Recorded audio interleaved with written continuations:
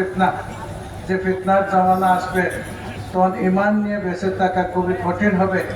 তাই যারা ইসলামের ক্ষতি করছে সরাসরি তারা হলো তাদেরকে চিনা যায়, আর যারা পরিষ্কারভাবে সামনাসামনি সে আসে না কিন্তু মুসলমান নাম ধারণ করে ক্ষতি করছে, এদেরকে চেনা বড় কঠিন।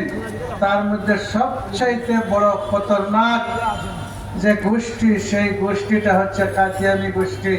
সেই গোষ্ঠীর বিষয়ে অবশ্যই আমাদেরকে সতর্ক থাকতে হবে, আমাদের সন্তানদেরকে সতর্ক রাখতে হবে, গোটা দেশকে সতর্ক থাকতে হবে।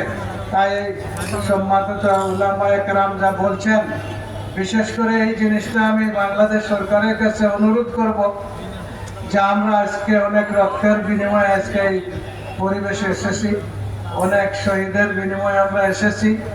তাই কাদিয়ানী নামক যে গোষ্ঠীটা আছে এরা ছদ্মবেশে আমাদের জাতিকে ধ্বংস করে দিচ্ছে, আমাদের ইমানকে ধ্বংস করে দিচ্ছে। তাদেরকে আপনারা অমুসলিম ঘোষণা করেন তাহলে তারা চিহ্নিত হয়ে যাবে। তাই অমুসলিম ঘোষণা না করেন তাহলে এই বাংলাদেশের মুসলমান এবং জনগণ কি করতে হয় সব কিছু জানে, তারা ব্যবস্থা গ্রহণ করবে ইনশাআল্লাহ। আসসালামু আলাইকুম ওয়া রাহমাতুল্লাহ।